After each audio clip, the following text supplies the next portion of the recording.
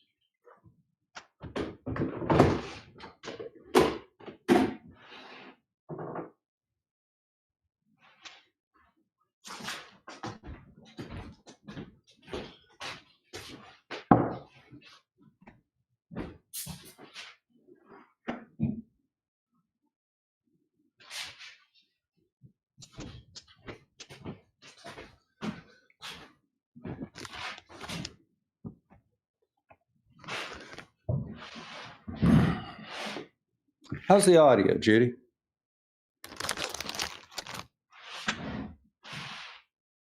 Judy? How about you guys out in YouTube? How's the audio out there? Let me go check that real quick. I'm going to go ahead and pull up the... Okay, looks like we've got 13 people out here. Get that sound off. Is the audio doing pretty good over here? The audio is good here in Discord. All right. It's a giant toadstool lamp, Elon. So you've got it right everywhere. Yeah, that's just a lamp back there. And you also see Bucky in my downstairs gun case and a relief map of Michigan, which is pretty cool. Well, let me tell you what we're going to do today. I just got this in the mail this morning from Germany. This is a wooden model of a working astrolabe. And we're going to put it together today because by putting something like this together, you can kind of understand how it works. Now, this is an actual astrolabe. So you see what we've got is we've got a pointer here for measuring angles. We've got the ret.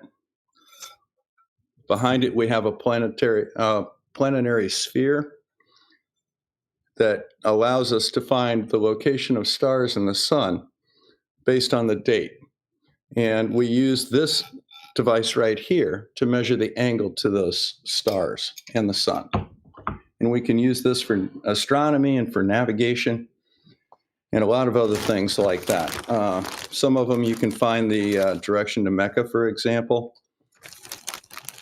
You can find the height of buildings and mountains. And I thought it would be very convenient to actually build one live with you guys from this kit that I got. So let's go ahead and have a quick look at the kit. Now, we'll see how this all goes for you. So here's the way the kit comes, all right? So it's very well packaged. This is maple.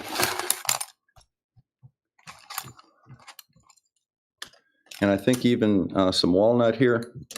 Otis, I don't need your help, thank you. But you see here are the various parts of the astrolabe, and it comes with a little bit of wood glue. The cat does not come with the kit. That's Otis. He's just trying to be a pain in the ass right now and is not helping. So give me a second. I'm going to go ahead and put him down. All right. Now, Otis, you need to go. You just need to go. Remember the last time you did things you weren't supposed to do? I cut your balls off. All right. So let's go ahead and get the instructions on this, and let's go see what we have. So it comes with a nice little instruction manual. And the first thing that we need to do is we need to identify some of the parts. So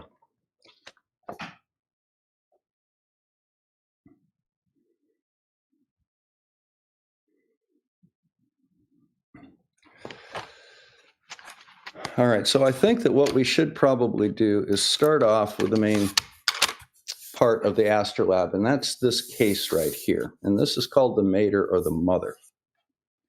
And on it, we have a ring. And within this ring, we're going to put plates. Now, the way an Astrolabe works is that there is a metal ring on top. And what you do is you just hold it from your thumb, let gravity pull it down to get the 90 degree for you. And then you measure the angle with the ruler. So let's go ahead and put this thing here together. So I'll bring this on over here so we can look at it. So here are the instructions. Now, it talks about going with the back first. And the back is going to have this plate on it right here. Now, notice that there are some little holes on the mater, and they line up with the holes on the different plates.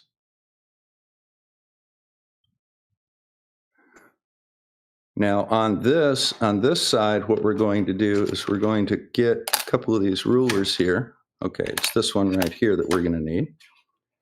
That will go in the center.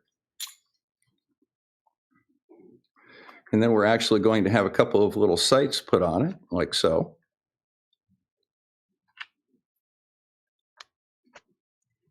So that when you look down the sights, you not only get the sights on top, you actually have a little peephole that you can use as well. And this is for measuring the angle. Now,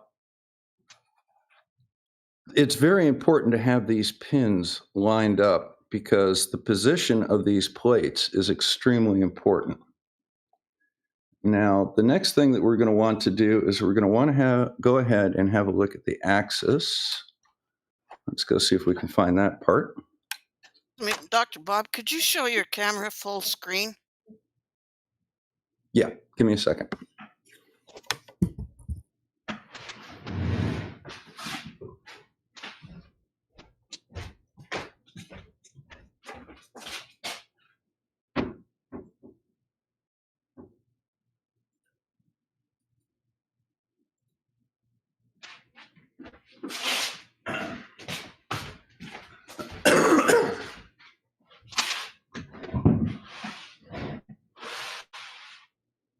All right, is that a little bit better, Judy? Everybody out in YouTube, can you see this a little bit easier?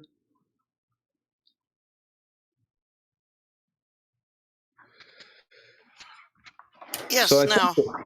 I think what we should do with this is probably dry fit it first, just to make sure that everything comes together properly. I don't think we need that. I don't think that we need that. We don't need that. So basically what we've got here, here's the ruler with the sight on it. We'll set that aside for a minute. Here is the back plate of the Astrolabe. This is where you measure the height of buildings. These are conversions between our current calendar and the zodiacal calendar. I think you can see that. Let's see, how's that? So you see right here, for example, July 10th would be the 19th day of Cancer up here. I think you can see that. Is that coming across in reverse for you guys, or are you actually seeing it? It looked for me. Is it the correct way for you? Yes. Okay, so you can read it. Let me see if I can get the camera going a little bit better. And I'm going to put autofocus on that. So maybe we can get a little better. Actually, I don't want to get autofocus on it. What I want to do is I'm probably going to manually focus it and then just adjust the distance so that it's in focus. All right. So now let's flip it over to the other side here, and we're going to see how this comes together. This is an amazingly simple device. So once again, we've got pins here that are going to go through, and then we're going to line those pins up. Now this is, again, the mater here, and then this is called the ring. And inside the ring, we have something called the rete. Now the rete means net in Latin. And the Arabs call this the spider for obvious reasons. Now, the way this works is we place a plate in here that is designed for a specific latitude. So, for example, this is 43.82 degrees north. Now, this spot right here in the center is going to be where the North Star is. This is my horizon to the due south right here, and that would be due north there. This is my zenith directly above my head at this location. So on top of that, we're going to place this rete like so. And then I believe on top of that, we don't have anything else. So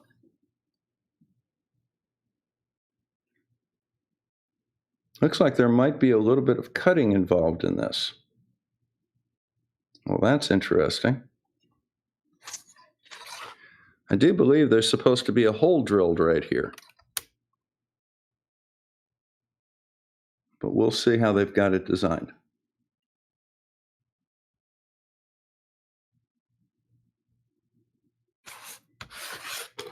And you see there's a hole in the center there. There's a hole in the center of that one. But for some strange reason, there's not a hole in the middle of this one. Yet on top of it, we're going to have the rete, and that needs a hole drilled in it. So this is concerning a little bit because that lineup is extremely important right there. So it looks like I'm going to have to actually drill a hole myself for that. So that's going to make this build delayed a little bit because I'm going to have to actually go drill a hole. I don't know if I really like the way this is put together.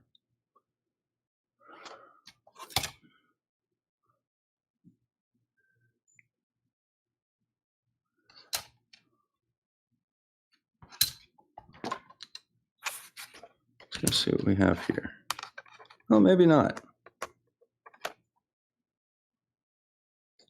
So that goes like that. Notice there's a little notch right here to make sure it's properly lined up, and then you line up the holes down here.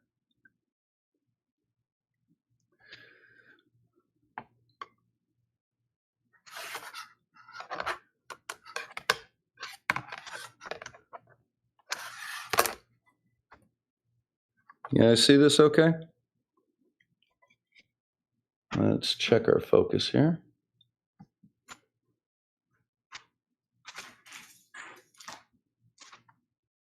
Oh, just quit playing with that stuff.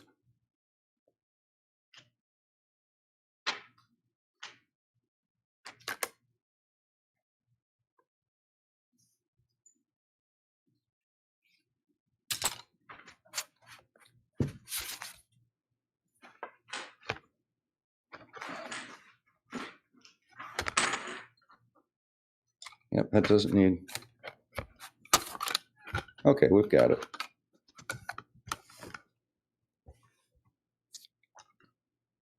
That I don't think we need. These we don't need. That we don't need. All right. So we're cooking with gas now. So we're going to put this all together again. So here's the ring. That lines up the plate. And we have this ring that goes on top of it, like so. Then the reed goes in here.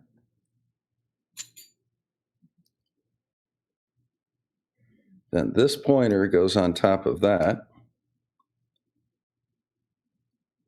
And it's capped off with this little cap.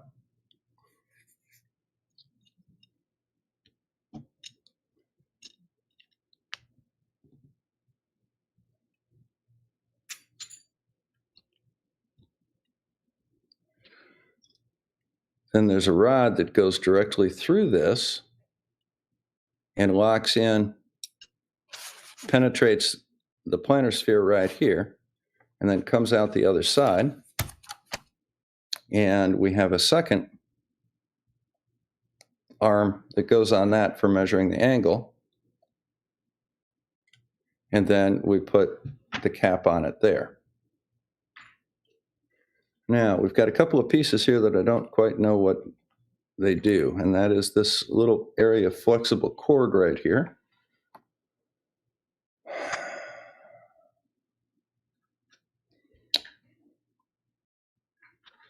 Let's have a look here. So we've got the rod, we've got the cover, we've got the pointer, we have the red, we have the limb, which is this piece here that has all of the markings on it.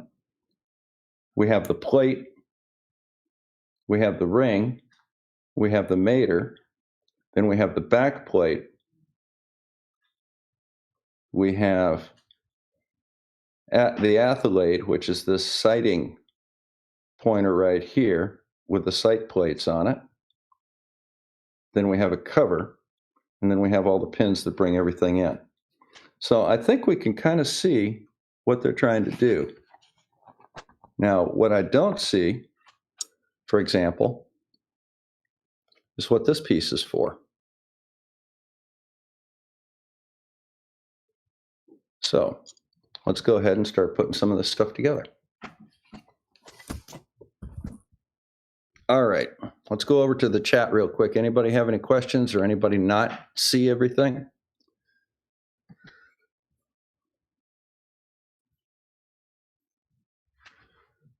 All right, we've got Dog Walker, Elon Musk, no spam, Judy, Ben H, Seawolf Chris, Lokefish, Dog Walker, Fred Bailey, The Turtle Moves. Yeah, they can't find a flat earther? Absolutely not. This is not, they're going to avoid the Astrolabe like kryptonite in the next few months because this is really not going to be a good thing for them. Next pro's in here.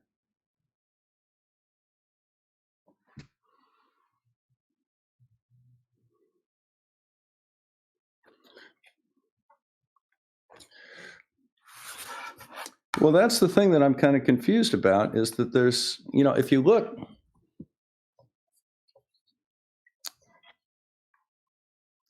if you look right here,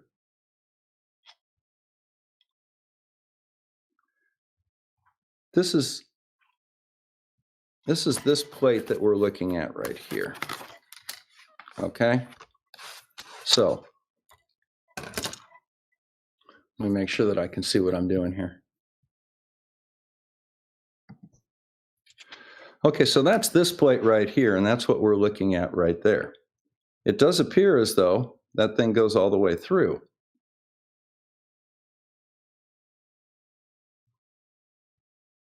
But I don't see a hole in it because this looks like it comes all the way through to lock everything in. So why do you think we don't need a hole drilled right here? because I'm thinking that this pin goes all the way through.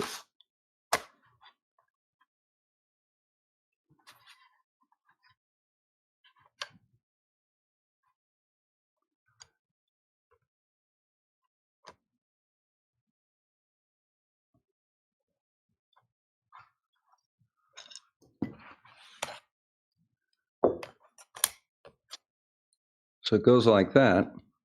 Then there's a cap on it right here. But I'm thinking that that pin's supposed to go all the way through here. See, let me take this plate out real quick.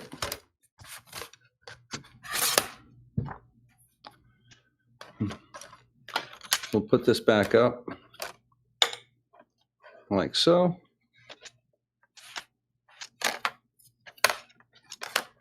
Kind of doing this one-handed, sorry about that.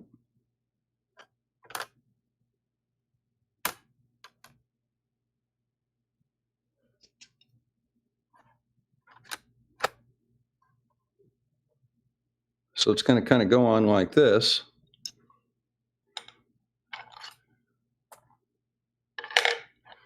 Then I thought that this pin right here would go all the way through.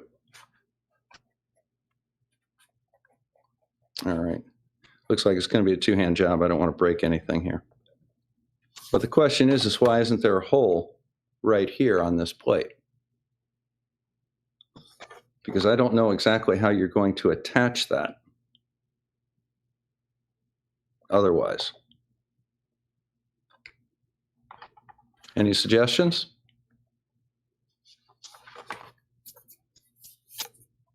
It's a very nicely designed thing, but I don't really think they've got that very clear here in the instructions, or in the instructions. Glue the two bearing plates to the Astrolabe. Okay, so that's these two plates right here. These are the bearing plates, and that's the Astrolabe. Now press the axis into one of the covers. Now push the axis with a connected cover through the Astrolabe and then through the Astrolabe body. Insert the plate for your axis. Insert the plate for your latitude on the axis. So that indicates that you have to put that plate on the axis itself.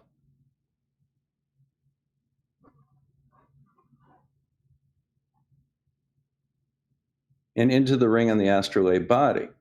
Carefully push the reat onto the axis. Make sure the reat turns easily. Do not glue the reat to any other part of the Astrolabe. Well, that's pretty obvious.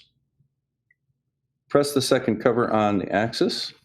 Make sure the reat turns carefully. Finally, use the leather cord and tie it through the top hole of the Astrolabe. Congratulations, your Astrolabe is now ready to use. So this cord will go through up here, and that's what you hang it from. All right, that's pretty straightforward. So let's start building some stuff.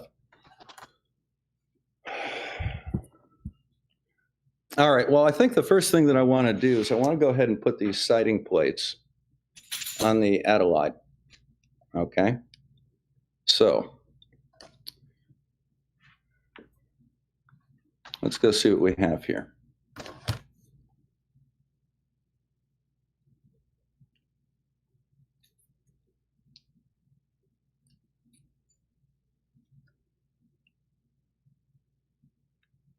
So that's pretty straightforward. We're going to glue those together right like that. We've got a little bit of wood glue right here. Does that need to be cut? Yep, that's going to need to be cut. Give me a second. I'm going to go get a couple of scalpels.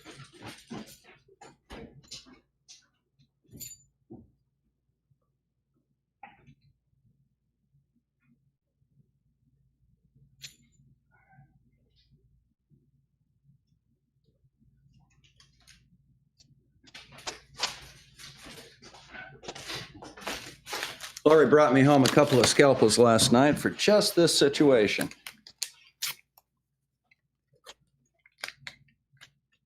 Now we'll see whether or not I manage to slice my radial artery here.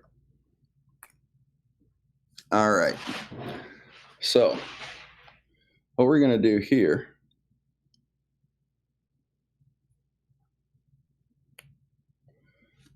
slice off the tip of that. And I'm going to use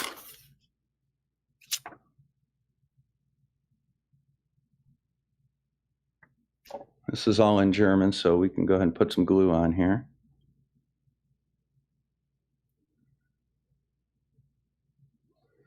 I don't think that cut it all the way.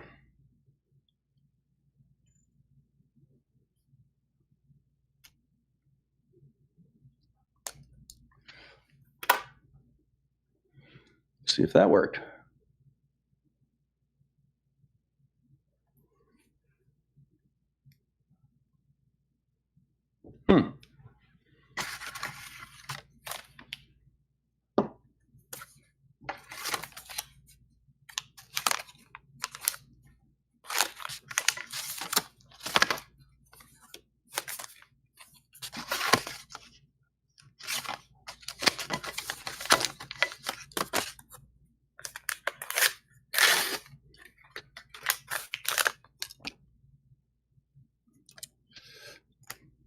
I want to know what my wife is doing with a cornea knife.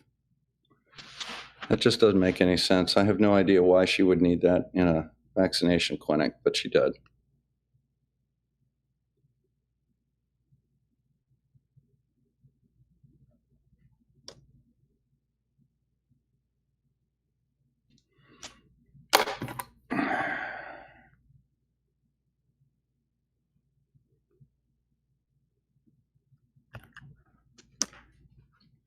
All right, when in doubt, make a bigger hole is my motto in life. All right, so we got a little white glue here. So what we're going to do is we're just going to kind of dip this in the white glue a little bit.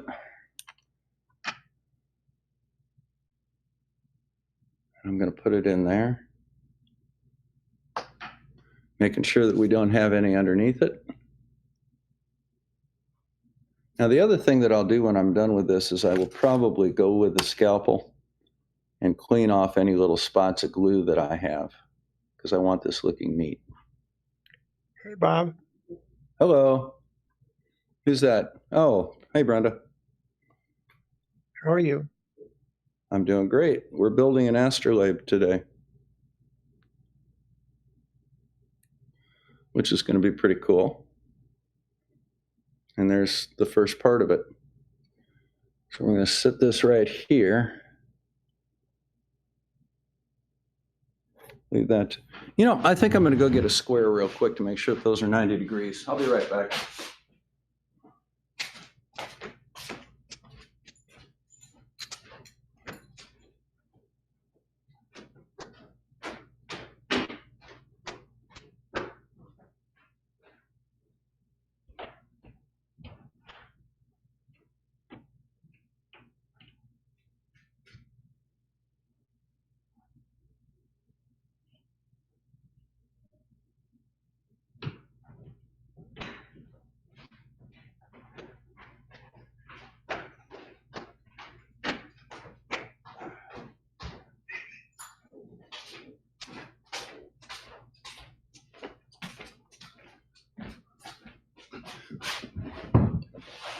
All right, so let's just make sure that that's nice and square. That's good. That's good. All right.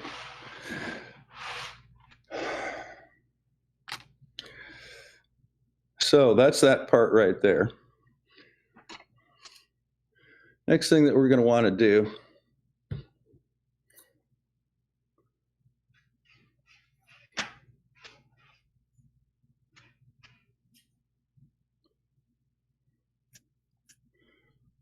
I like that chair. Thank you. I like it too. Fits my butt. I like that kind of rustic style. Well, we've got a metric boatload of Amish around here. And they're really good with this sort of stuff, you know?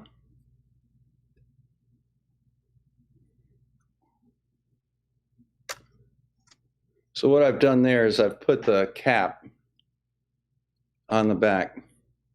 Now this thing here has to swing freely. So I'm going to let that glue dry before I move this up and put the next one on.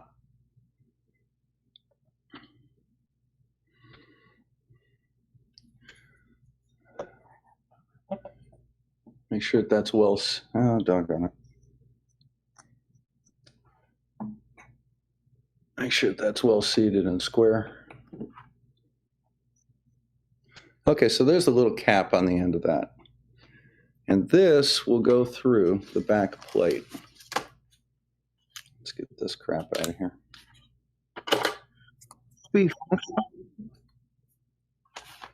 So right now, what we're doing is we're starting from the back plate. Now, this is a different type of a back plate. This is an Astrolabe de Roja, and it's called a universal astrolabe. So what you can do is you can actually put your latitude in this, and then you measure the angle to the sun with your latitude, and then you read that angle off of this cursor right here. And then this slides back and forth, like so. And you find what of these little etchings it lines up with when you have the correct altitude of the sun listed. And then what you do is you just read it up. In the morning, you read the time off the top, and in the afternoon, you read the time off the bottom. And it's accurate. It's actually very accurate. So in my time zone here in the Eastern time zone in the United States, the center of my time zone is 75 degrees, all right, west longitude. So when you read Eastern time, it's Eastern time at 75 degrees west longitude. Then you go 7.5 degrees either way, and everything in that is considered the Eastern time zone. But as you move in that time zone, the time of solar noon, for example, would change a little bit. So if it's 12 o'clock at 75 degrees west longitude, by the time it gets out to me at 84 degrees west longitude, 9 degrees later, it's going to be 36 minutes later, or 12:36 would be solar noon to me, compared to what it would be at Albany, New York, for example. So that's one of the ways that you can tell your longitude with an astrolabe. And that is why they actually had quite a contest in the United Kingdom starting around 1710 or so, called the Longitude Board. And there was a enormous, for the time, prize, something like 20,000 pounds, which is a small fortune for anybody that could devise a way to determine longitude at sea. And they had specific terms for this. It had to be on a voyage from England, I believe it was to Bermuda or the East Indies somewhere. And you had to be able to determine the longitude at sea to within 1/2 of a degree. And they did it from a variety of different methods. Galileo had a method that he talked about, and that is using the Galilean moons of Jupiter as an astronomical clock. So in other words, at Greenwich, England, you knew very precisely when Io was occulted by Jupiter, for example. And that was timed down to the second. Now, if you could accurately mark the eclipsing of Io by Jupiter at sea, you could tell that exactly what the time was at Greenwich. Then you would compare it to your time on ship taken from your noon sun, and that would give you your longitude. And it's a very interesting way of doing it, and it certainly would work, with the exception of it's very difficult to do astronomical observations of that detail from the deck of a moving ship. All right.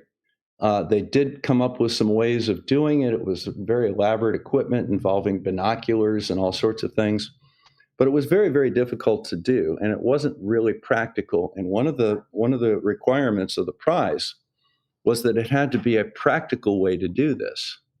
So that didn't work. Now, the other way that they thought about doing it was doing a moon angle.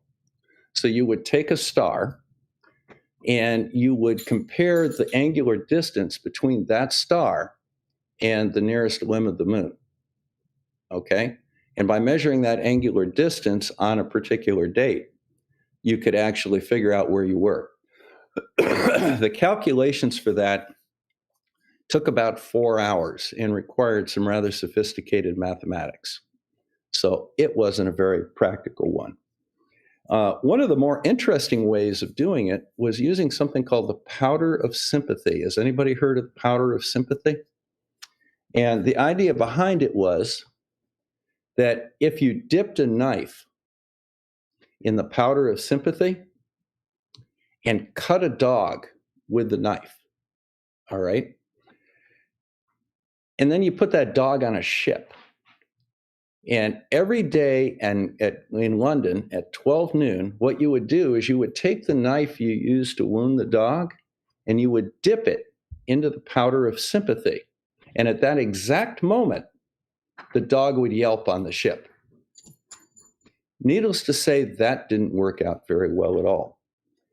Now, another way that they tried to do it was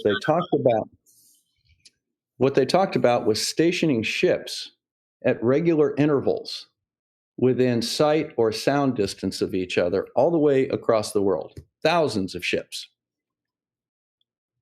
And every day at precisely noon, what you would do is you would fire off a cannon that burst a mile in the air at London.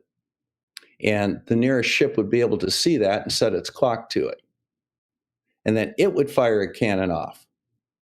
And then the next one, and the next one, and the next one. And the idea was that anywhere you were in the world, you could hear and see that cannon shot. And that would set your time for you. It's a variation on what they used to call time balls. You ever see the New Year's come in Times Square here in the United States? That thing that drops down is called a time ball. And if you look at the Greenwich Observatory, you'll see a big red one up on a spire there. Most major observatories near the coast will have a time ball. And the idea was that as soon, just before noon, that would start to lower. And as soon as it hit the ground, or it hit the base of the mast, that was precisely 12 noon. And sometimes they'd shoot off a signal cannon at the same time. Now, a signal cannon, works by two ways. First, you have the sound, but you always run into the delay of sound. But you also see the flash of the powder. And they would use special powder in it that created a large cloud. And as soon as you saw that cloud, that was 12 noon. Otis, go. Or not. Just come right on over, Otis. Not a problem. Otis is being a pain in my butt. See that? He's just exploring all this stuff for me. He's got to check it out. Yeah, he's got to check it out. He's already been over there. You stay away from that knife, Otis. Back. Get back. Get out of here. All right. How's that looking?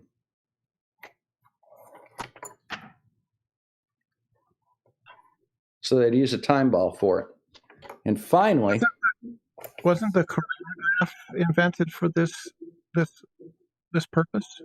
What? Coronagraph, wasn't that part of this? And I'm trying to remember what the guy's name was. I don't know. I'm thinking it was John Williamson or James Williamson. But he and his son entered this contest, and they made 4 clocks, each one more accurate and smaller than the last. They started off with a clock that was roughly the size of a piano case. And it would sit in the captain's stateroom, and every day they would adjust it based on the noon sight, a second or two here, a second or two there. But it was a reliable clock that could work in a rolling deck and a pitching ship. And it was accurate enough, but not to his satisfaction. So he made 2 more revisions of this, each one getting more accurate and smaller. And they ended up with a pocket watch about this big and about that thick that could actually, and it won the prize. It could keep longitude to within 1/2 of a degree on a transatlantic voyage. So it's just kind of a fascinating thing to look into. The history of science is just amazing, isn't it? I agree. That's a little more practical than shooting off cannons everywhere. Well, the problem that you run into with that is how are you going to supply those things and how are you going to defend them? You know, one of the first things the Russians are going to try and do if the balloon ever goes up here is they're going to try and take out our GPS system. And that's why you're seeing right now they're trying to develop anti-missile or anti-satellite missiles. And it seems like they're doing a pretty good job with it because we're getting to the point in technology right now, you can reach out and touch something in geosynchronous orbit. And that's going to be a problem because then we're going to have to come up with countermeasures to protect our GPS system. And there are two GPSs.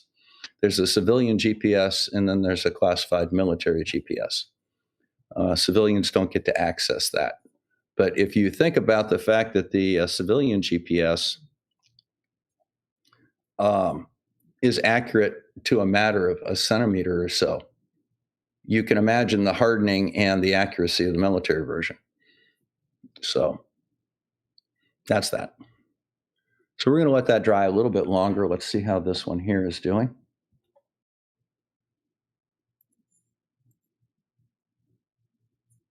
That's not too bad. And the glue appears to be drying clear. So that'll make the cleanup a little bit better.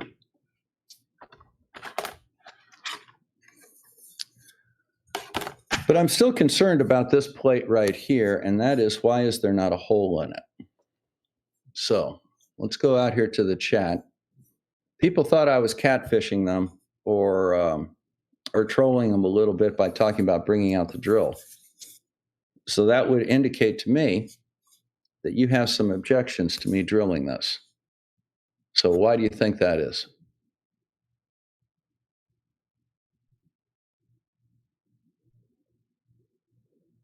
Yeah, I'm going to obviously.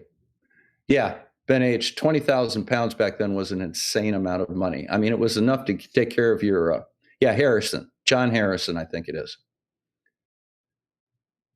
But that was an insane amount of money back then. I mean, that was enough to make several generations of your family wealthy.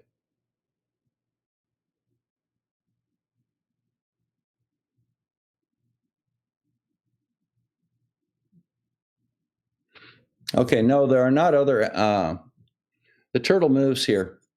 He brings up a good point. Now, on a high quality astrolabe such as this one right here, if this was one that was a little bit above this as far as state of the art, what this would come with was several different plates that you would put in there, and those plates would be interchangeable.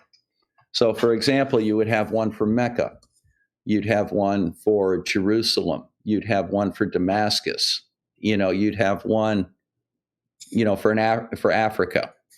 Now, this one here is for my area, which is just below 42 degrees. Now, when I look at stellarium, that is the way I have it set up. That's from Alma, Michigan, which is south of me, about 41 degrees, which actually is the latitude that this astrolabe is set up for. This astrolabe is marked as being set up for 40 degrees, 58 minutes. And that's a pretty common one. You can actually make these plates for anywhere. And, you can have a plate for Florida. You can have a plate for Fairbanks, Alaska. Not like you'd ever see any sun up there. But lots of times what these would do, that's why I'm not going to glue this in, because eventually I may want to get some other plates for this. So I'll be able to take this plate out and I'll be able to pop another one right in. But this one's custom made for my location. So I wonder if that's dry enough for me to put that up a little bit. So tell me, guys, let's have a quick vote. Do I drill a hole in this plate or not? Because I don't see how it'll come together if I don't.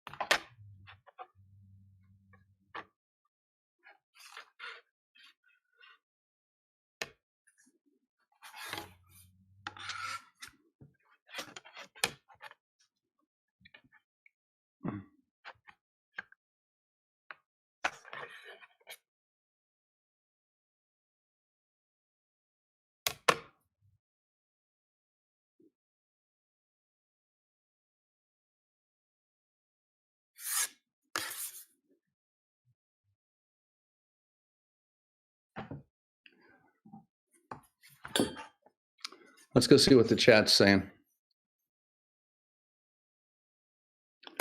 No hole.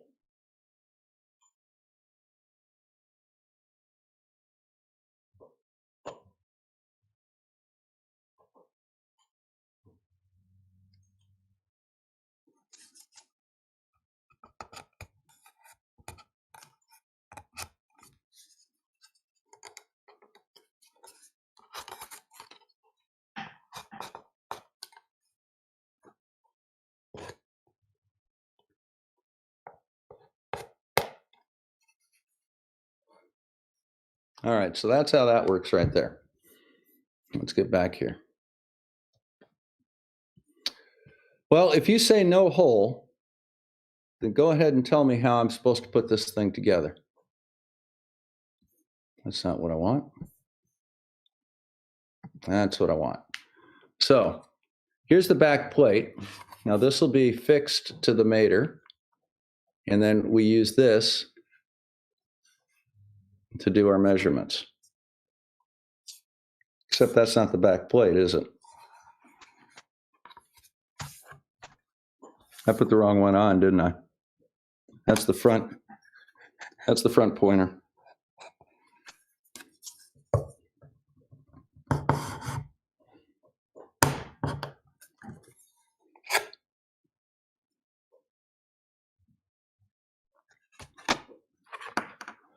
Well, it's go time. Now, this, let's put them all together here.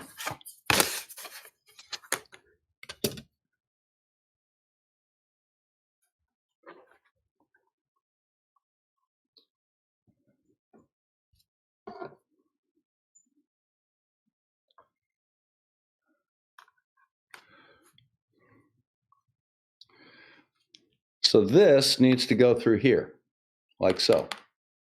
But there's no hole here. There's a marking for a hole, but they didn't drill the damn thing.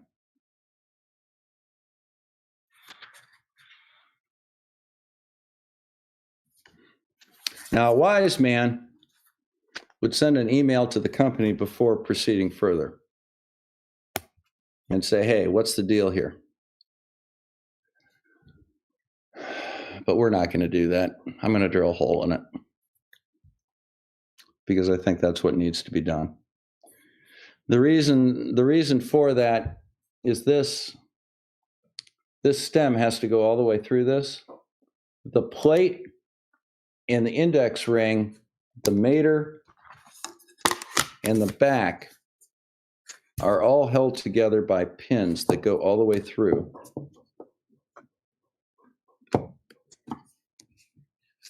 That go all the way through this plate, and then this fits on the back on that same stem, and a little cap goes over it. So I think that's what we're going to do. So if you can't watch, don't watch. But I'm going to drill a hole in this thing. Unless somebody can get in the chat right now and give me a very good reason. Do I have metric drills?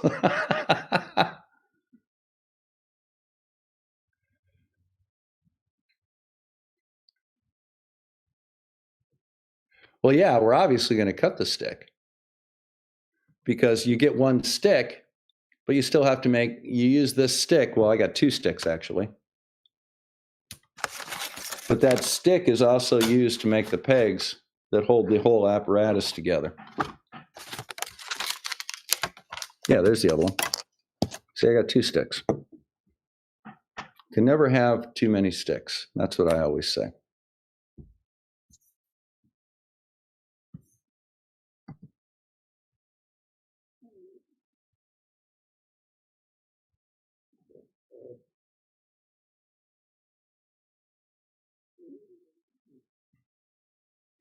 Well, I'll tell you what, I'm going to go do this.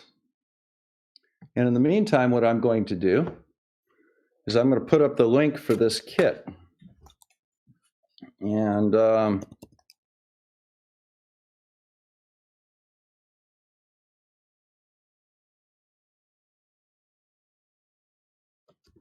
It's called Dree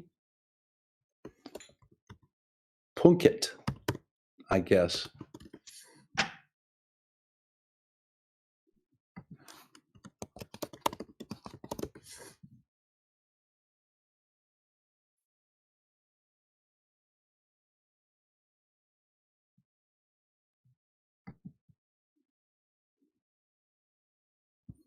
It's not what I want.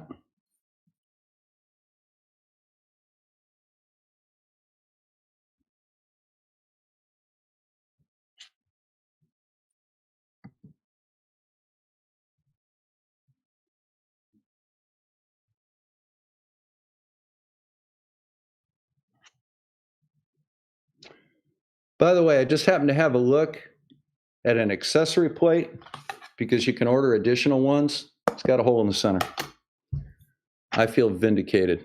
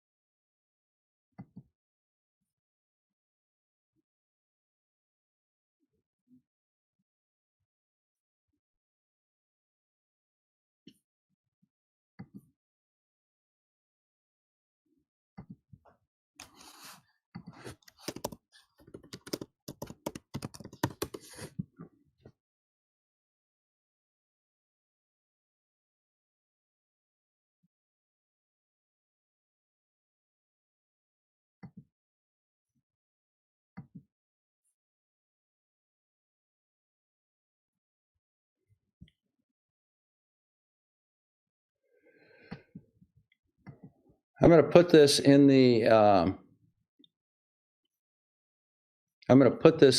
YouTube chat, but this is one of the kits that I got.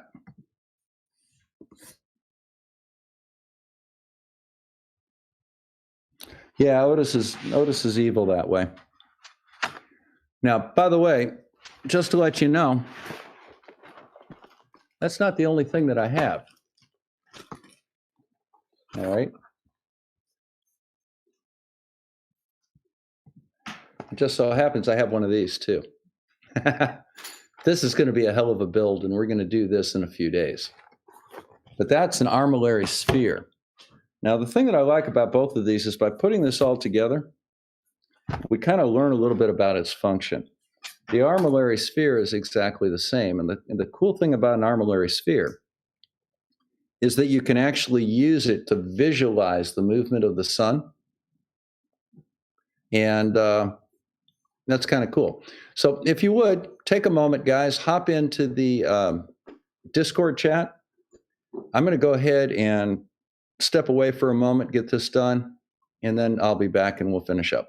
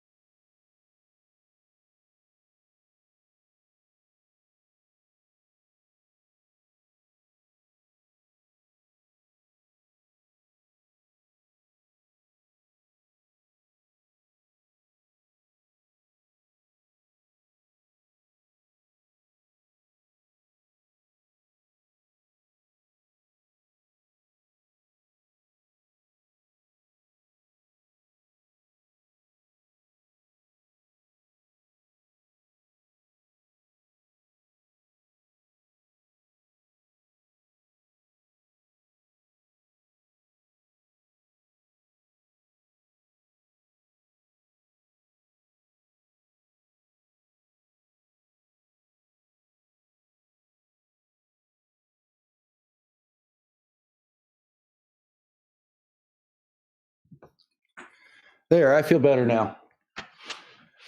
All right.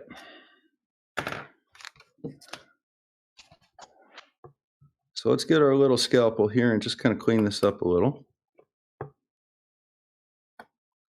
This area right here is going to be covered, so we won't see anything with it. But that doesn't mean we can't make it neat.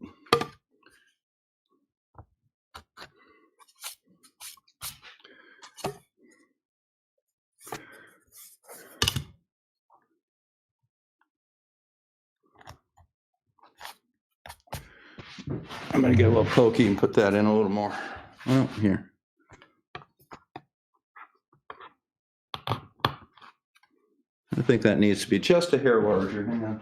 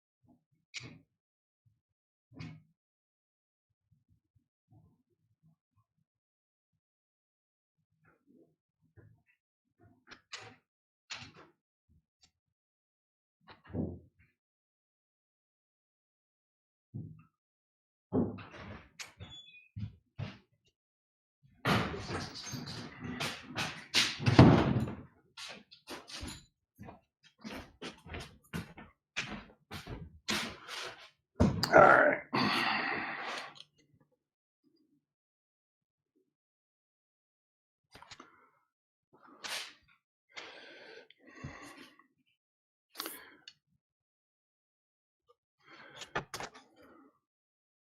Kind of neaten it up a little bit more.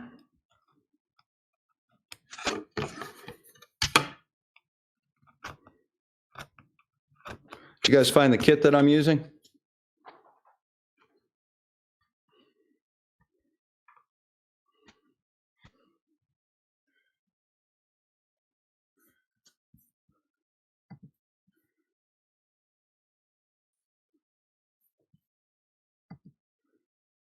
Were you guys able to find the kit that I was using there?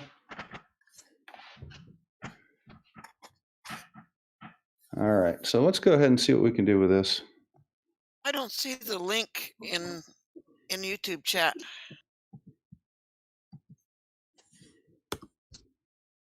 Just did it again. It's right above Seawolf Chris's comment there in YouTube. All right, so let's go see. Are we dry over here yet? Otis, you little bastard, what did you do with that thing?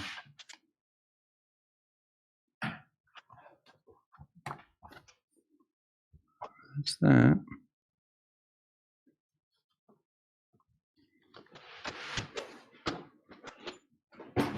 Otis, what did you do with my ruler?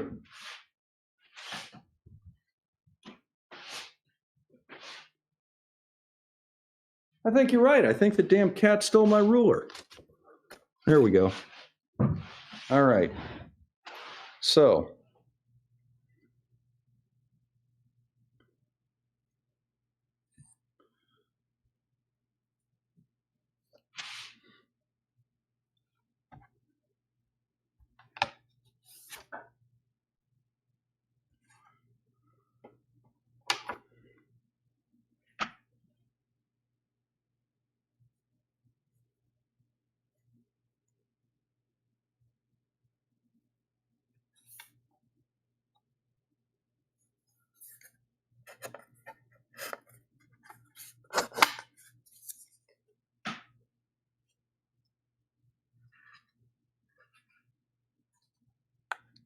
okay, Dr. that Bob, they're saying in YouTube chat that the link doesn't show.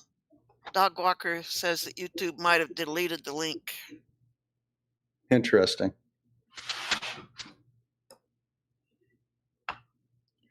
Well, that's special. So I know what I'll do.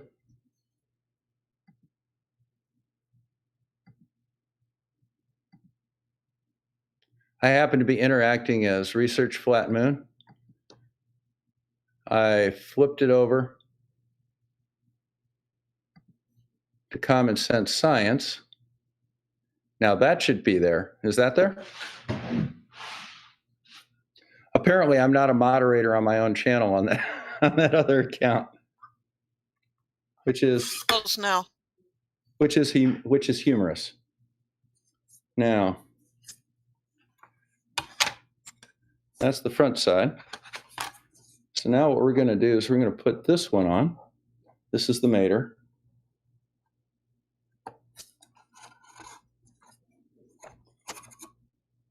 So let me go ahead and pull this up. So we've got the backside put together here. So that's pretty much finished there. Then we slid the mater over this axis. Now next, we're going to just stick the ring on it, and then we're going to put the plate on it.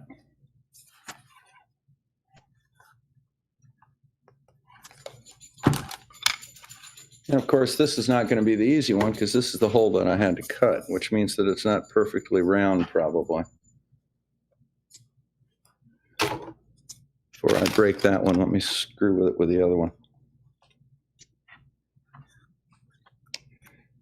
And fortunately, I just don't think that's quite large enough.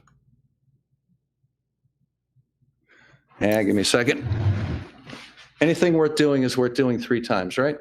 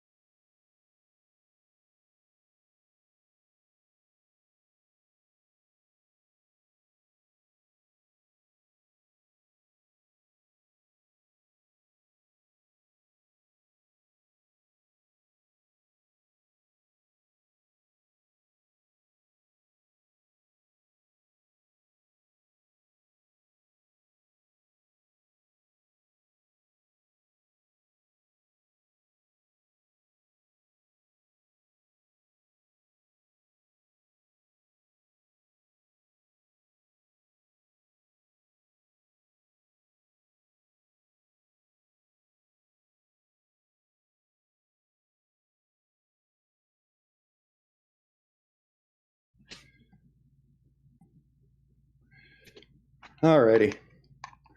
Now, normally I'd get a little irritated with these delays,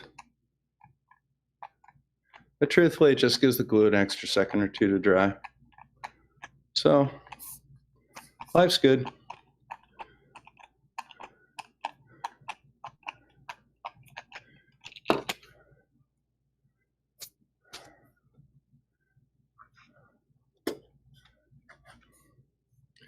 Okay, that's looking good there. So let's feed this on.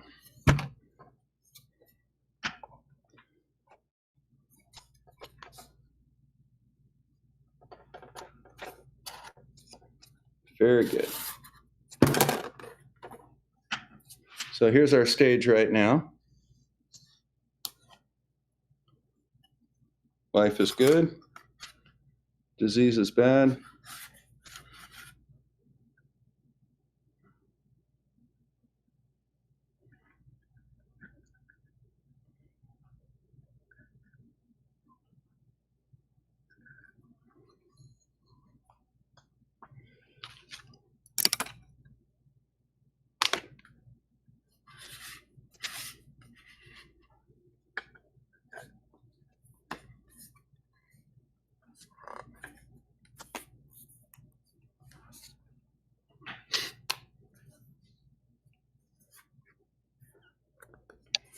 Okay, so far that's what we have. A round thing with a stick in the middle? The round thing How was you stick. doing? Hey, Glass. Long time no, Or got 420. How you doing? Long time no hear. Yep. YouTube don't count as always hearing you. All right. Now, next we're going to put the mater on. Or not the mater, the ret, I'm sorry. Oh, you're building a, I see what you're building. Building an astrolabe. Yeah. As soon as you held that piece, realize, oh, I know what you're building. Yep. We're going to build an armillary sphere next. Not today. I've got to go get little Missy from the vet here in a bit. 3D printer? Involved in that one? Okay. No, laser cutter was. In Germany, no less. Germany? Deutschland. That's a long drive. It was. Bit of a swim, too. Were you able to drive in a perfectly straight line to it? Absolutely. Across the surface of the geode. Okay. So it's actually more of an arc. Yeah. So basically, oh, I'm sorry. Sorry. Next comes this. This is the ruler. And that'll slide right on there. All right. And we use that as like so. And then the little cap comes on. But that does seem to be a little bit off the center. Let's go see what it looks like.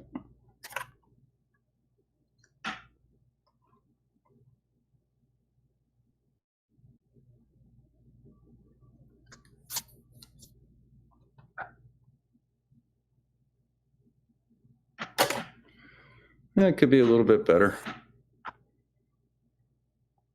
This thing wasn't cheap, so let's do it right. How's that sound?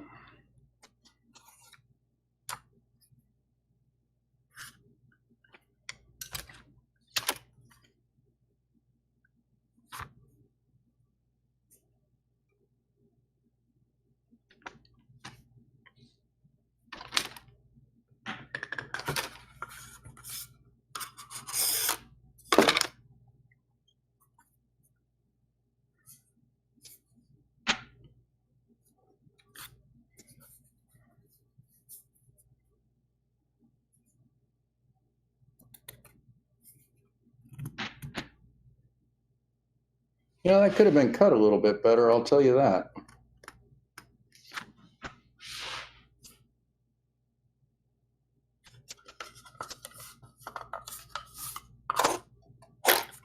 You know the little blue message bar at the top of your screen? If you hit the X on it, it'll just vanish. It's visible on the stream. Your Okay. dismiss thing. How's that? Better? Or is it still on the other side? Yeah, it's on the other one. It'll take a while for it to vanish anyways. No, it's on the other one.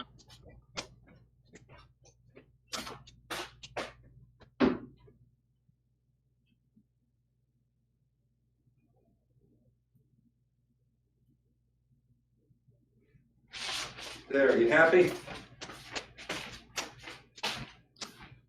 Do you feel better now?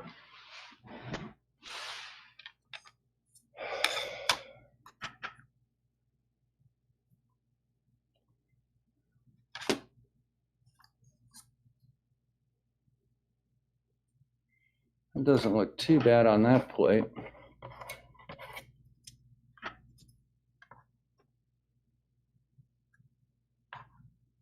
Yeah, that's good. So it's this plate right here that we're having the issue with.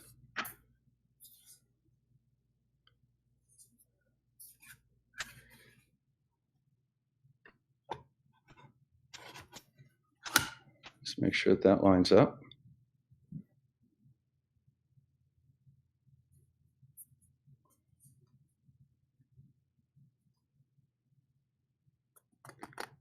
Lag between YouTube and here. What? It's a fairly long lag. The blue line just disappeared on the stream. That's how far apart YouTube is from here, which is fine. Just means they're watching what we're talking about 5 minutes after we talk about it. Well, if they want to talk about it in real time, they can get into Discord. Yeah, Discord. of course. Yeah. They're welcome to join. Good. Trolling will be muted or banned.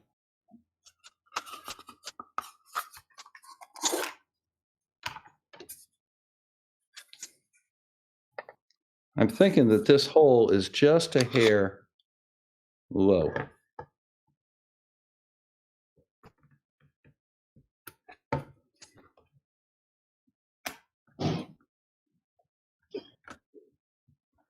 So what I'm going to do is I'm just going to extend that hole up just a hair. This is all held together perfectly by the pins. So that's not going to be a critical design change.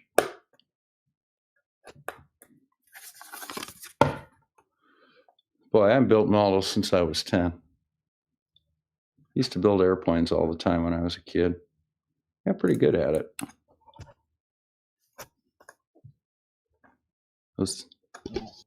Seems like me when I was, yeah.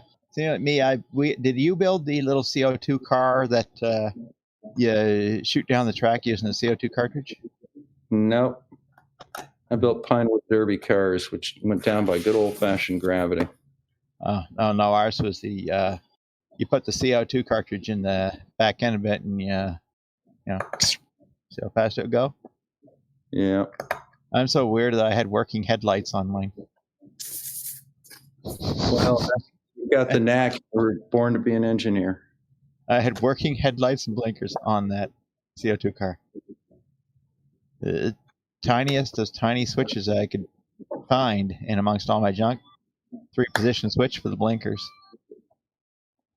Mm-hmm. Just trying to round out this hole a little bit better.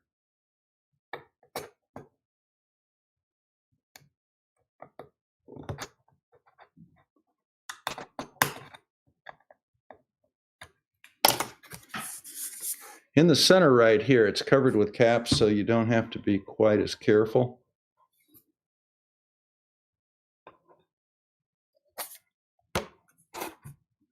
Let's see if that is a little straighter. The important thing is that these little pinholes line up. And that, I'm much happier with that. Okay.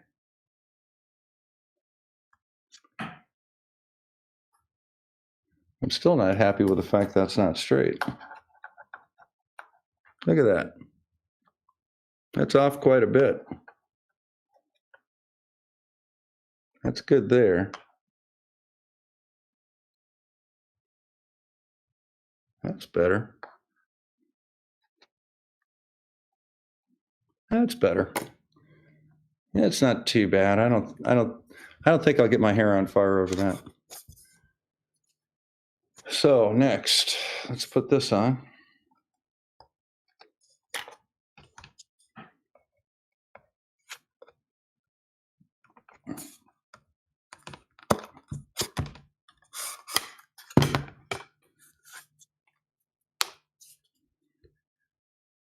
Good. Now, will these line up?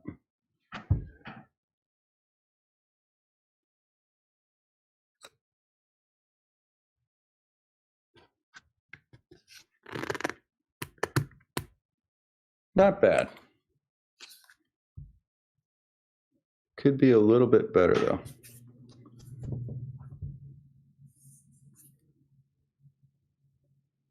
The edges seem to be in pretty good shape.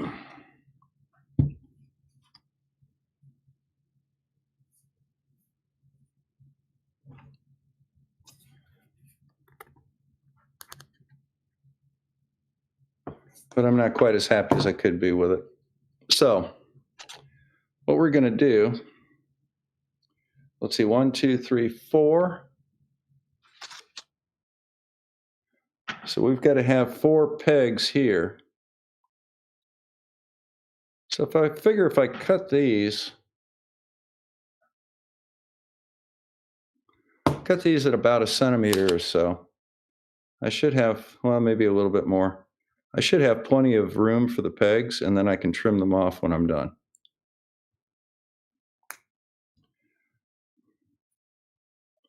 So we'll go ahead and trim those. Ow, mother! That wasn't supposed to happen.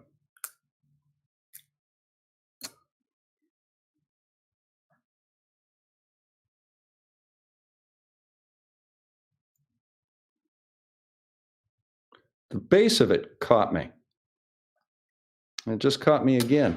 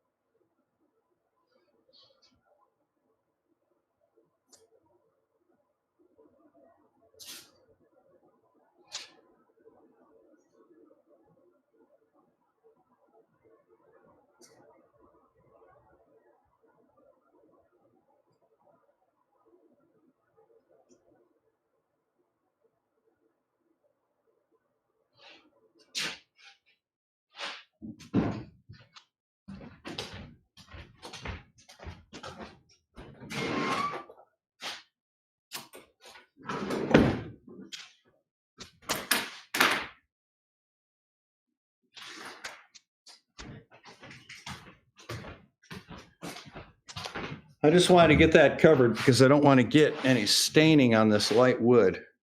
Well, as my mom always said, right tool for the right job, right? Now there it went. There's 2.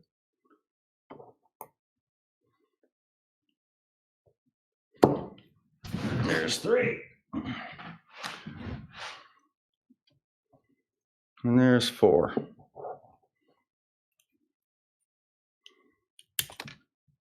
Okay. So keep that one as a souvenir. So what we're going to do here is just trim these up a little bit so they're easy to insert.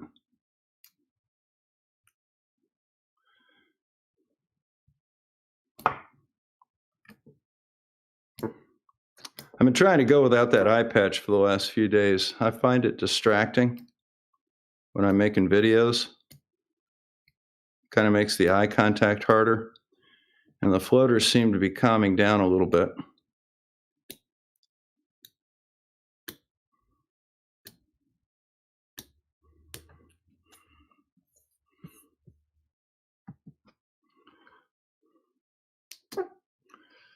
All right. Yeah, I didn't cut my finger off, but I cut it deep enough that it's bleeding pretty good. And I just don't want to get any stains or anything on this light wood.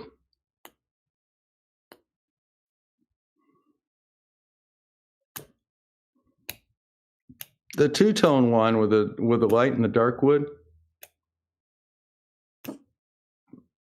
is the deluxe model, and it's more expensive than the basic model, which has all the light wood. I like the contrast on it, though. So the last thing I want to do is stain the darn thing. So let's go see if we can get these pins together.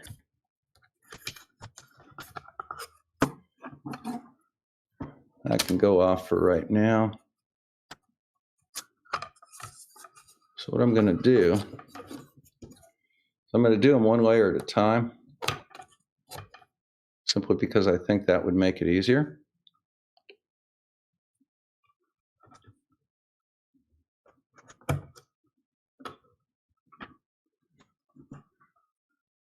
Now these are actually going to need some glue on them, come to think of it.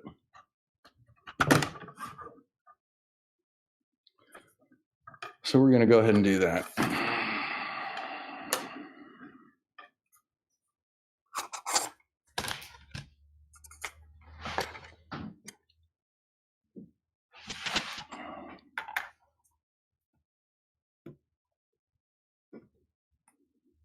That dried. Is the audio and stuff coming through okay on YouTube?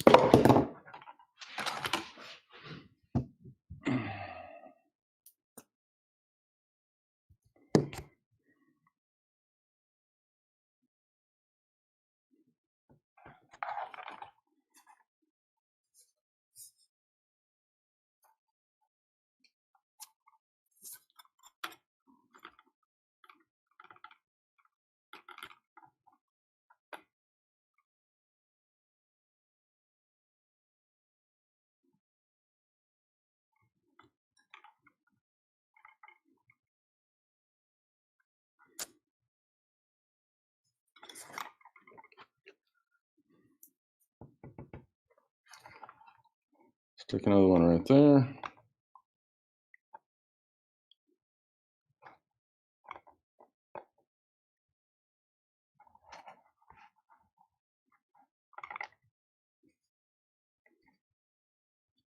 That will probably need a little bit of careful trimming when I'm done. I promise to be more careful with the scalpel in the future.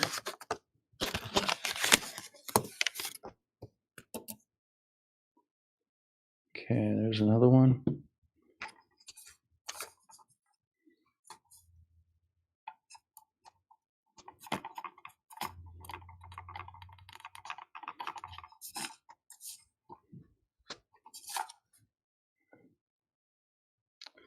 Now the other thing is that I'm pretty sure that I can glue these pieces together just to give it a little bit of extra strength.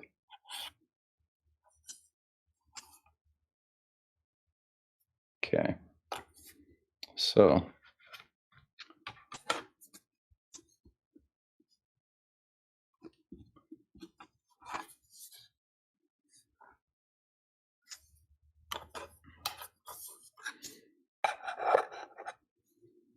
You have super chat.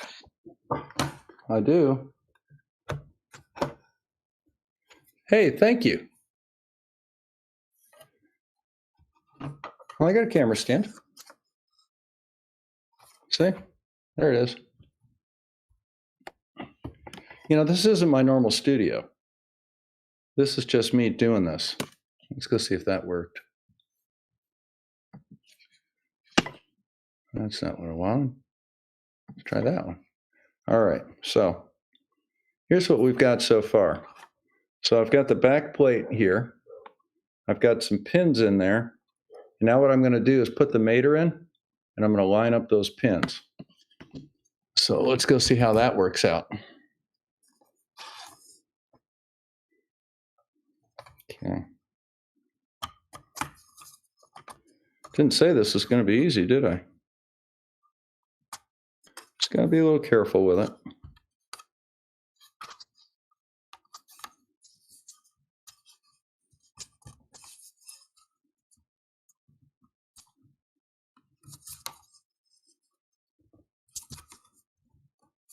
There we go.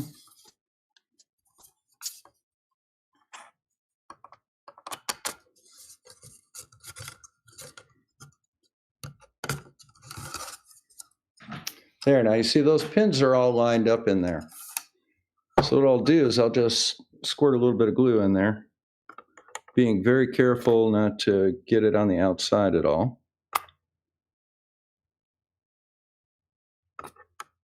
Don't want big lumps of it either. Just kind of get enough in there to tack it down a little bit. Make sure it's not visible from the outside. Okay. So Let's bring these together.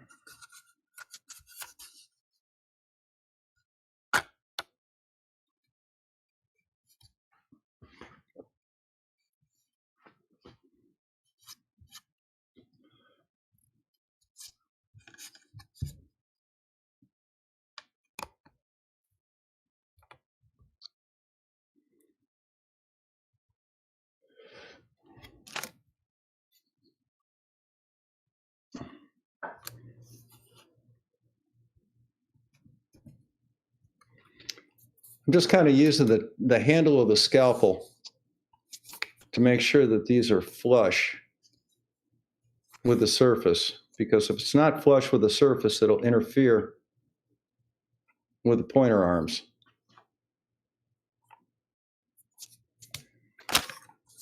So there we have the back of it all set. Now, next,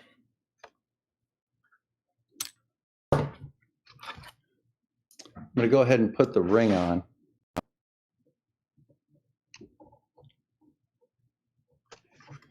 And that as well has to fit on these little pins.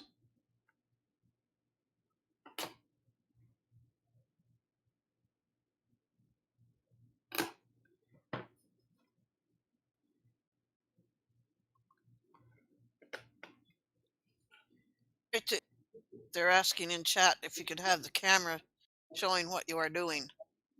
Yeah. That it can. Here you go. So what I'm doing right now, let me go ahead and make this a little bit bigger. Whee! All right. So, see, now I've got, this is the outer ring right here on the front plate. And what I've done is I've lined it up with these pins, and I'm using that to go ahead and line up these plates. So what I need to do here, so for example,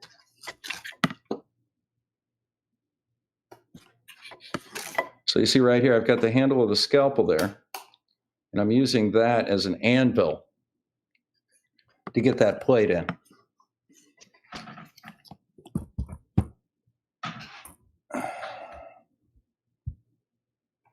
So now I'm just kind of going around and making sure they're all well seated. I probably should put a spot of glue.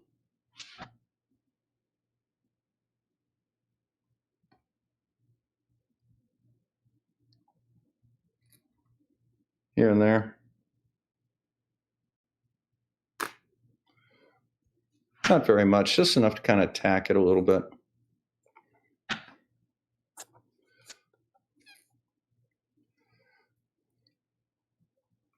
So I've got my anvil there. I'm just kind of seating these, being careful not to hit that pointer in the back.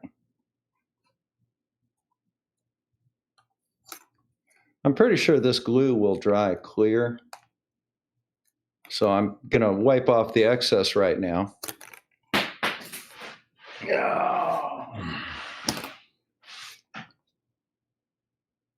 But I'm thinking I'll be able to clean that up when I'm done. Okay, so those are on. Now, the next piece that needs to go on here is going to be the planisphere plate, okay? So what I'll do is, and if you notice right here, there's a small notch right here, and there's one at the top of the plate. That aligns them properly.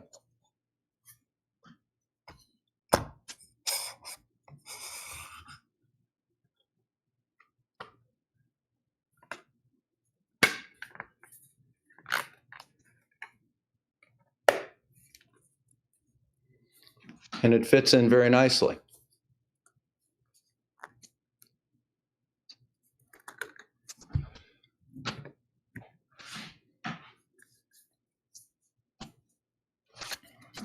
Now the index ring right here will go over this. And that's going to be probably the last difficult thing that I have to seat.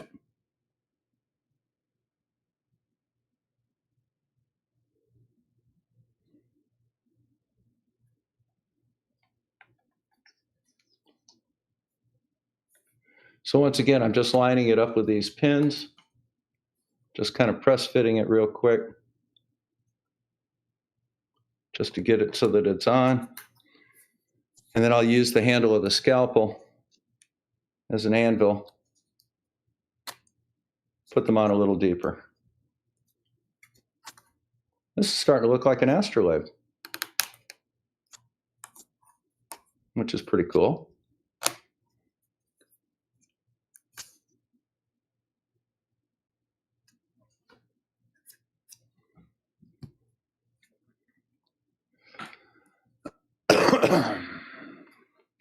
You know what? We could probably use just a hair bit of glue at each of those pin sites, just to kind of keep them all seated, you know?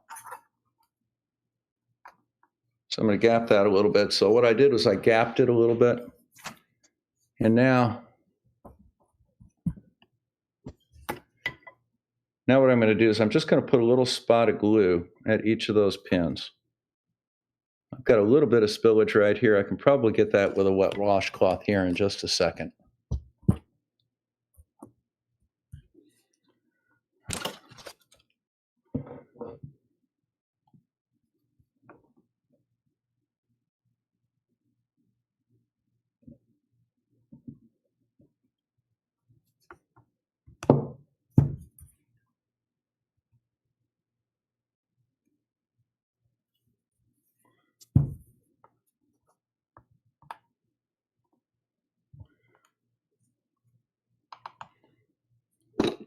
Now, when we do the armillary sphere, what I'll try and do is I'll try and get a different camera set up here. Because this is basically just putting together pieces of wood, you know, little discs. The armillary sphere, you really have to see how it all comes together. So I'm going to try and get a little better camera set up for you. There.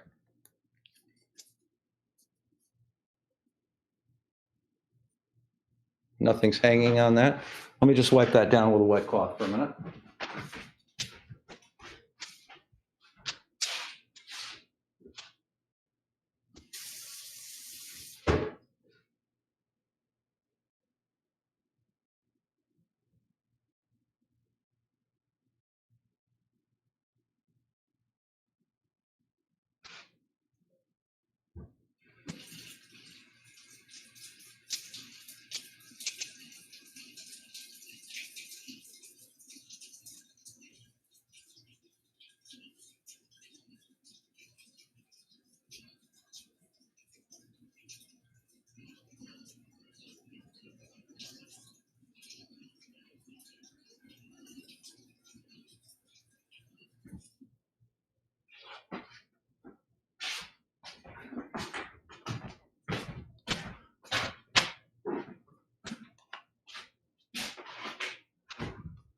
All right, so here's our stage right now.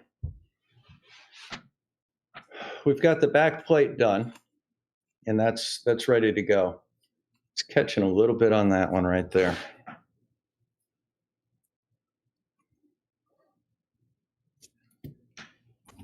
Look who decided he wants to come back in. Can you see him out there? See Otis pitifully crying at the door?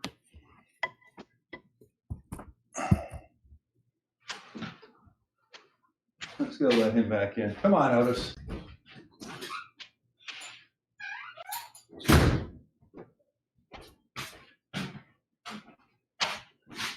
You know, if we don't come to the front door quickly enough for to suit him, he will go ahead and come around to the back door as he just did to see whether or not, first he'll climb up on the windowsill to see if he can see us in the living room. Then he'll come to the back door and see if I'm in here. Then he'll go upstairs on the roof and look in my studio window to see if I'm there. And then he'll go sit in his little heated cat house. All right. Now,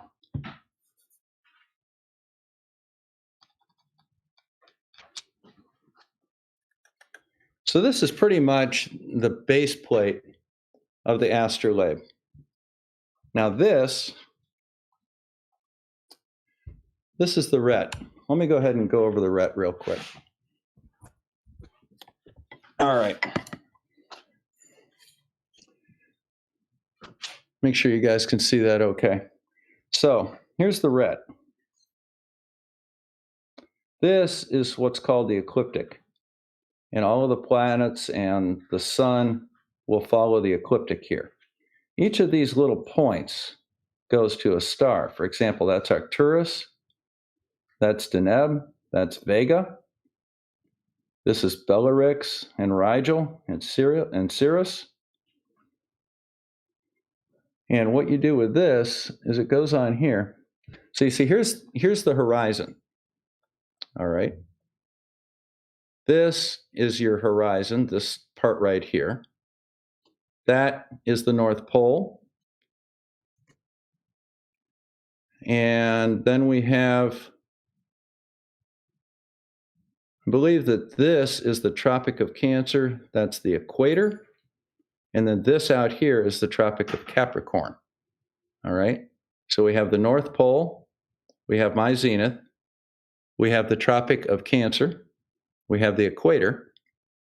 And then out here at the edge, we have the Tropic of Capricorn. Okay.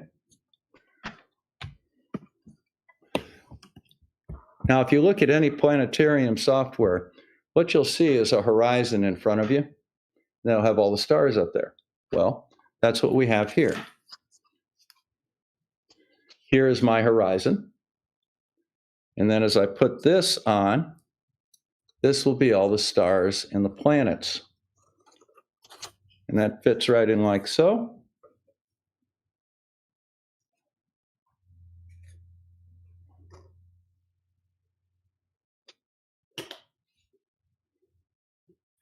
Now, one thing you have to be careful of with this is you don't want to have any glue on this because that has to move. All right. And I'm not as happy with that as I'd like to be.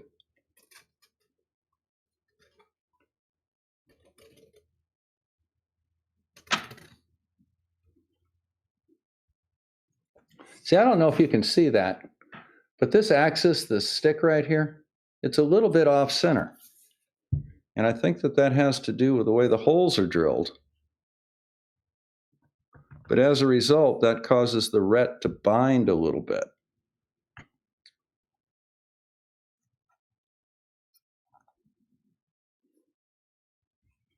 I'm thinking I'd like to make that a little smoother.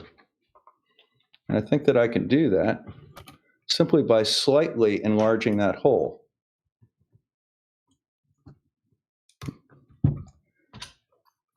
Because the RET's held in place and in proper position by this ring out here.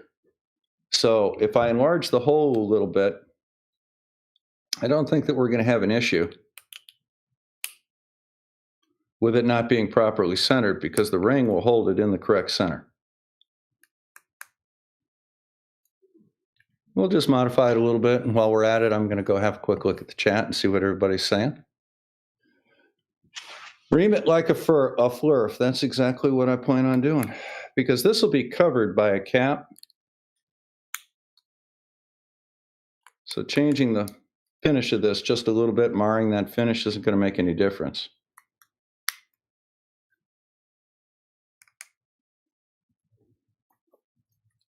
So we'll just make it a little bit larger. Let's see what's going on in the chat.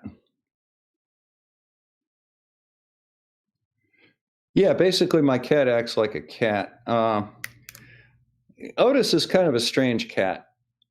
He has got many cat-like features, but he's what we used to call a dog cat, which means that he sits on command.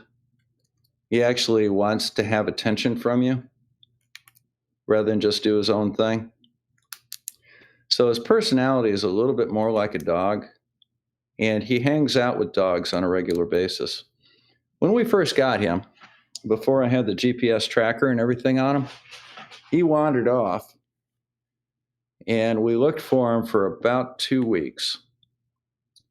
And we finally found him on Facebook on a lost pet site, and he was on a farm 8 miles north of town, hanging out with 4 dogs in the yard of this farm, eating their eating their food and falling asleep on them, just kind of leaning up against them and falling asleep. And he was pretty chill. The dogs were chill to him. That was back when he was a Tom, too. And he was just having a good old time. I almost felt bad about going and getting him, but I did kind of miss the bugger.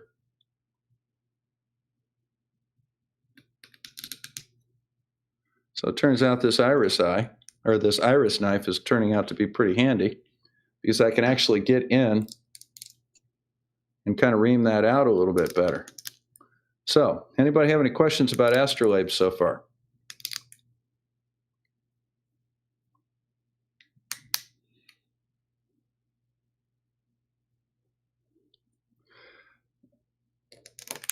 Otis doesn't bark at me. Otis yells at me. You just go, "Meow." And that means I want to get out or I want you to do something for me. And what you should do should be obvious. So, generally involves feeding him or doing something along that line. Let's see if this works a little bit better. So that's much looser.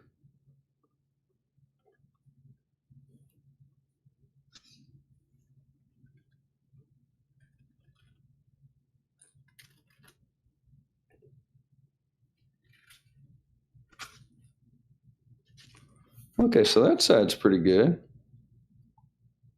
I think it could use a little more trimming.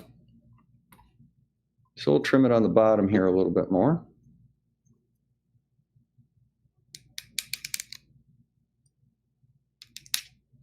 So that seems to be where it's hanging up.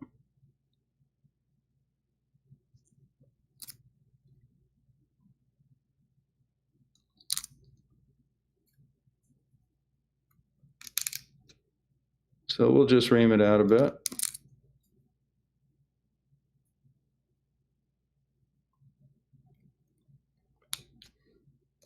This is going to have a cap glued on it. So it's got to be done right the first time. So taking a couple extra minutes and doing it right, never a bad idea. Let's see how that is. So we slide that on, we put it in place here in the ring. Let's see, does it move freely? So it's sticking a little bit.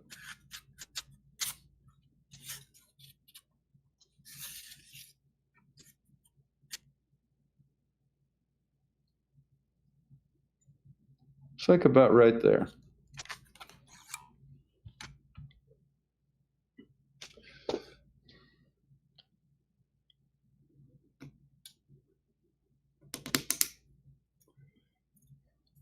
See if I can bring this down a little bit more. Bring this over. So you see what I'm doing here is it's kind of sticking over in this area right here. So what I'm doing is I'm just kind of reaming that out a little bit. Kind of giving it a little bit more room.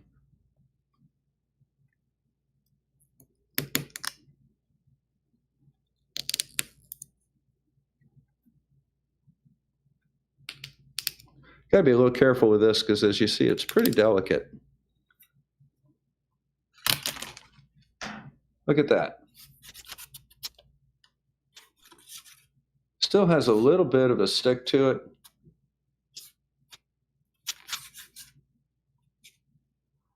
Let's go see.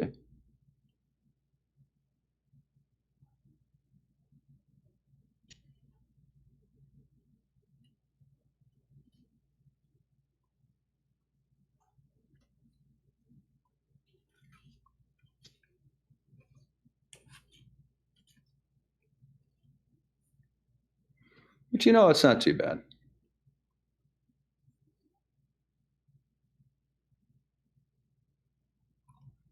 So now we'll put the pointer on it. Or will we?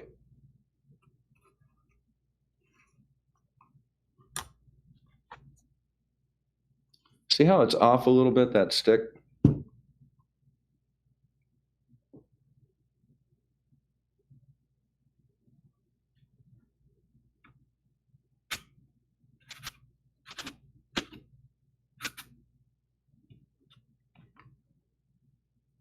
just don't know if I'm happy with that.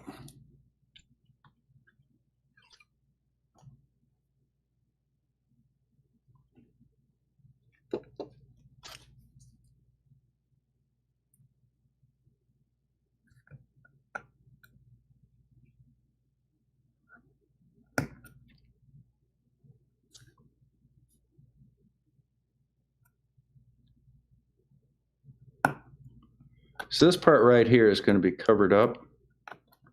So I've got a little bit of extra room to kind of wiggle in here. That's all even.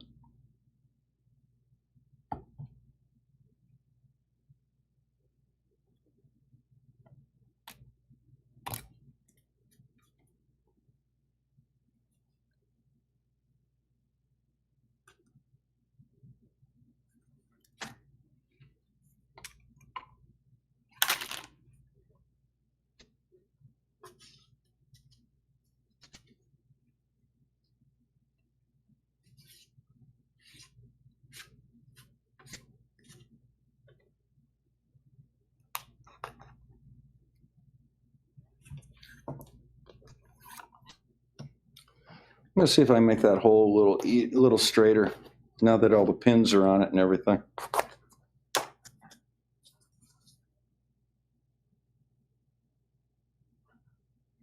Looks like it is off just a little bit.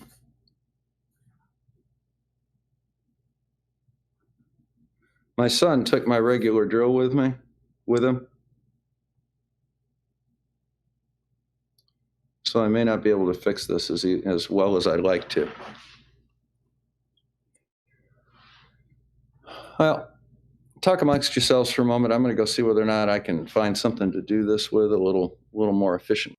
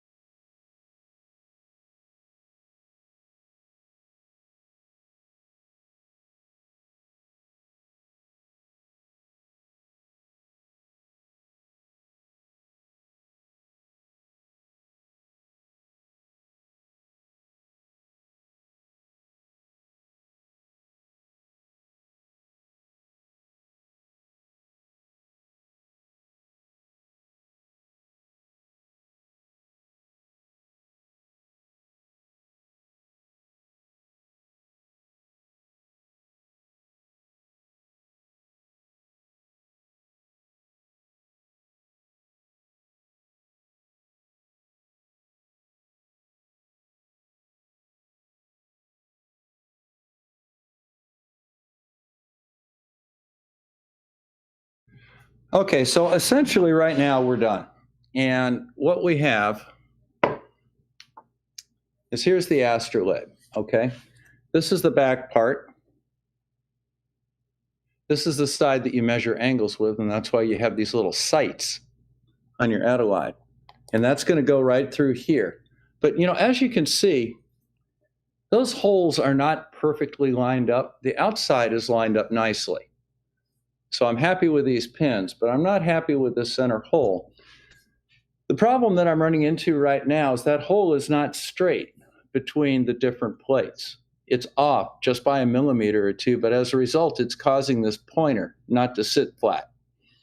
So what I'm going to do is I'm going to stop right now and I'm going to let this all dry. And then what I'm going to do is I'm going to get a drill, an actual drill rather than a nail or a screw or something or other. And I'm just going to kind of clean out that hole a little bit and make it square and perpendicular to the face of the plate. Then I can finish this up.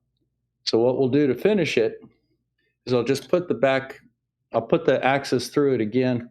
We'll get the Astrolabe on the back. We'll in turn come around and put the ret on the front so that it turns nicely like that. You know, it should turn very easily like so without binding.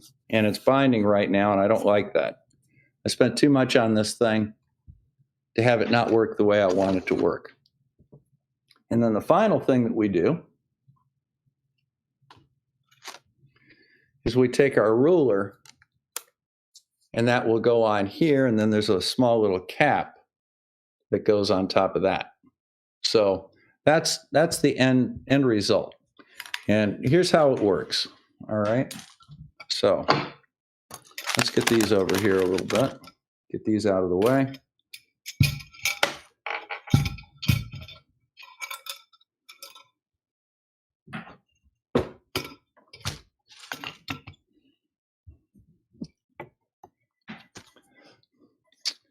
Now this is an actual full Astrolabe, okay? This is a precision instrument. It's good to probably 1 or 2 degrees, and that's about all you're going to get with an 8-inch Astrolabe. You can get one that's much larger, say a 20 or a 20-inch or a 3-foot Astrolabe, and that'll give you much more precise readings. But this is essentially pretty much good enough to do what we want to do with it. And I'm going to have some classes on this in the next few weeks, and we're going to learn how to use it. You know, a basic primer on how to do this is that you'll notice up here that you have dates in the zodiacal calendar. So for instance, this is Sagittarius up in here. All right. And they go from the first day of Sagittarius out to the 30th. All right. These correspond on the back to dates in our current calendar. So for example, right here is January, and today is January 20th. So it would be right there. And right up here, you'll see that this is Capricorn, and that's the 30th day of Capricorn. So that's what you read over here. So what you would do is you would find the elevation of the sun. Say right now, it was 20 degrees, all right? So here's our horizon, this back plate right here. Let's get it so you can see it a little easier. Here's the horizon right here. And what you do is you go up 10, 20 degrees would be that line. Then what you want to do is you want to take the 30th day of Capricorn and place it on that line. So notice it's got to come around a little bit.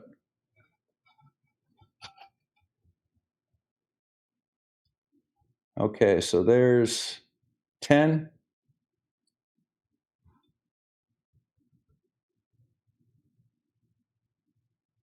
There's 20 degrees, and we're on the 30th day of Capricorn. Now, if we bring the ruler over to the 30th day of Capricorn, we can actually read what time it will be. And that'll be 9:20 in the morning right here. Okay?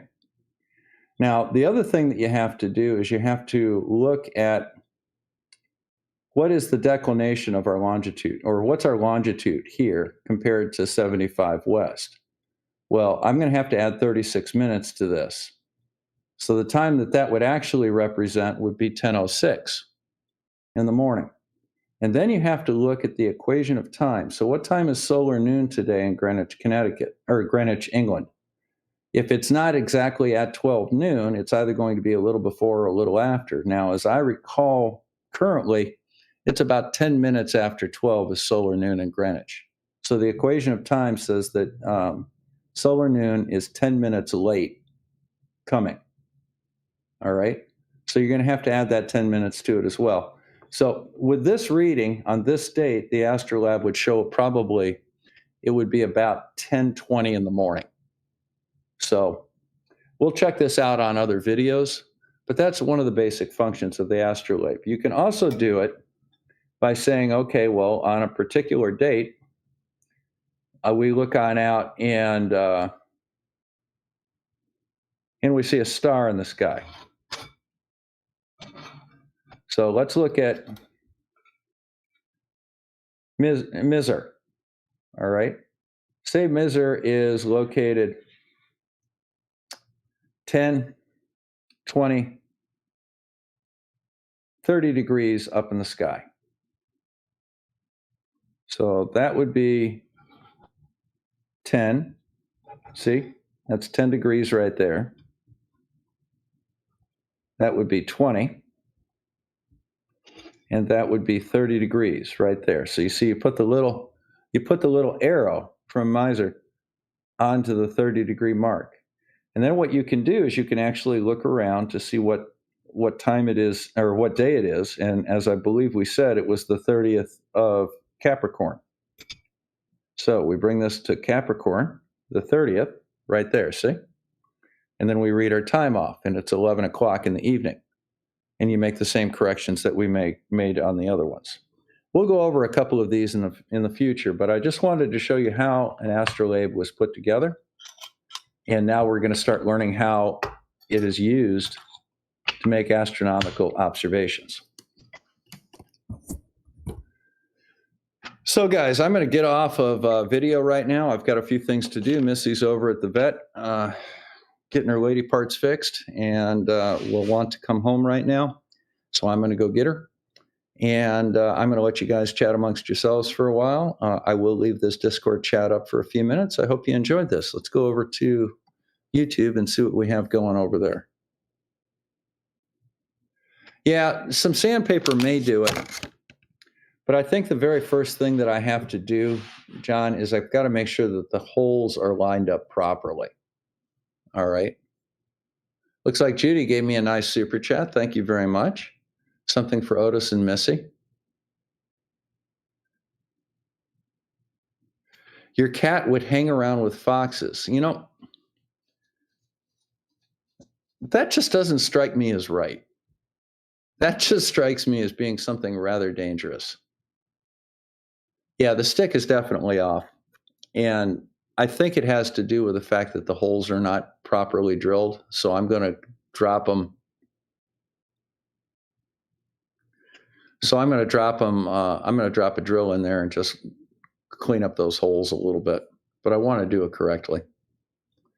So in any event, that's it for now. I'm going to go ahead and get off the air. Thank you all very much for stopping by. We've got 27 people watching me build a kit and cut myself. So what was the high point? What was the high point of the video for you? Me cutting myself? So in any event, I'll see you guys a little bit later. Thank you very much for stopping by. And I'm out of here.